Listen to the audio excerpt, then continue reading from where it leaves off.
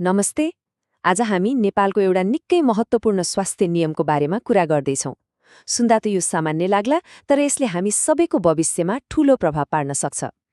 कुरो नेपालको हो, तर यसको जरा चाहिँ एउटा विश्वव्यापी समस्यासँग जोडिएको छ। एउटा कुरा सोचौं त, किन होला केही जीवन बचाउने औषधिहरूलाई एकदमै जरुरी औषधिहरूलाई ताला लगाएर राख्नुपर्ने अवस्था आउँछ?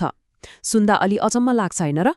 तर हो, यसको पछाडि एउटा गहिरो कारण छ, र त्यो कारण हाम्रो स्वास्थ्यको भविष्यसँग जोडिएको छ। ल, त्यो प्रश्नको उत्तर खोज्नको लागि हामीले पहिले एउटा यस्तो विश्वव्यापी सङ्कटबारे बुझ्नुपर्छ जुन देखिँदैन तर एकदमै खतरनाक छ। यति खतरनाक कि यसले आधुनिक चिकित्साको पुरै जग नै हल्लाइदिन सक्छ। यो खतराको नाम हो एन्टी-माइक्रोबियल प्रतिरोधात्मकता, यानि एन्टी-माइक्रोबियल रेजिस्टेन्स। अब यो अलि प्राविधिक सुन्नियो होला।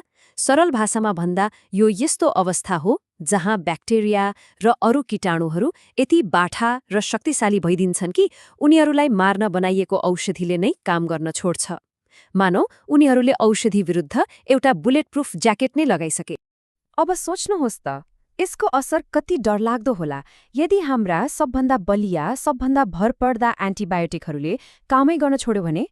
सामान्य रुगाखोकी, सानो घाउ खटिरा वा निमोनिया जस्ता रोग जुन आज सजिलै निको हुन्छन्, तिनै रोगहरू फेरि जानलेवा बन्न सक्छन्। यो त चिकित्सा विज्ञानको लागि समयमा पछाडि फर्किनु जस्तै हो, एकदमै अन्ध्यारो युगमा। हो, यही विश्वव्यापी खतरालाई देखेर यसैसँग जुझ्नको लागि नेपालले एउटा निकै महत्त्वपूर्ण कदम चालेको छ। एउटा विशेष फार्मेसी नियम ल्याएको छ जसको एउटै लक्ष्य छ, हाम्रो आउने भविष्यलाई सुरक्षित राख्नु।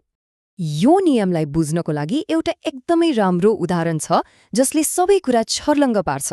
एन्टिबायोटिकलाई आगो निभाउने यन्त्र, भल्लभ फायर एक्सटिङ्ग्विसर जस्तै सोच्नुहोस्।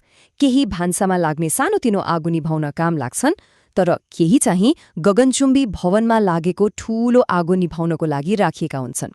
नेपालको यो नीतिले चाहिँ त्यही गगनचुम्बी भवनवाला शक्तिशाली यन्त्रहरूलाई जोगाउने काम गर्छ, मतलब ती अन्तिम अस्त्रहरूलाई।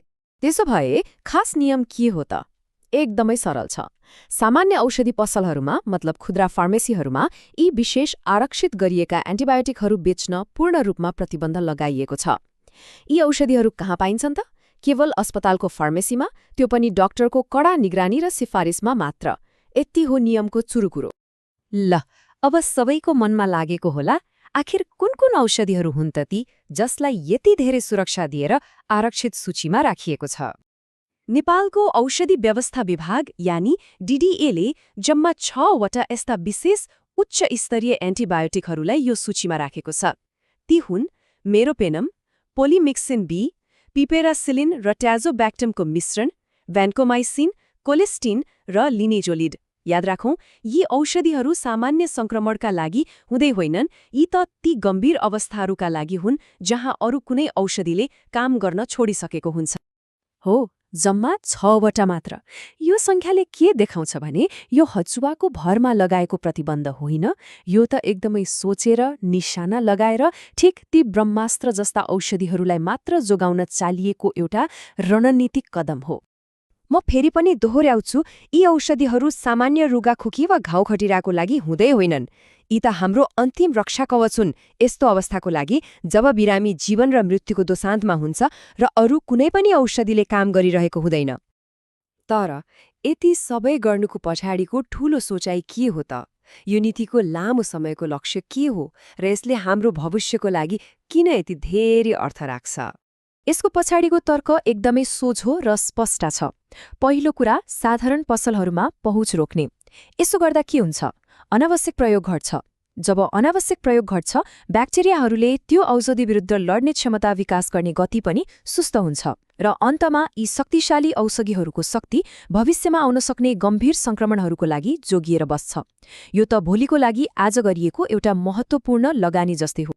त्यसैले यो नियमलाई औषधिको पहुँचमा रोक लगायो भनेर मात्र बुझ्नु गलत हुन्छ।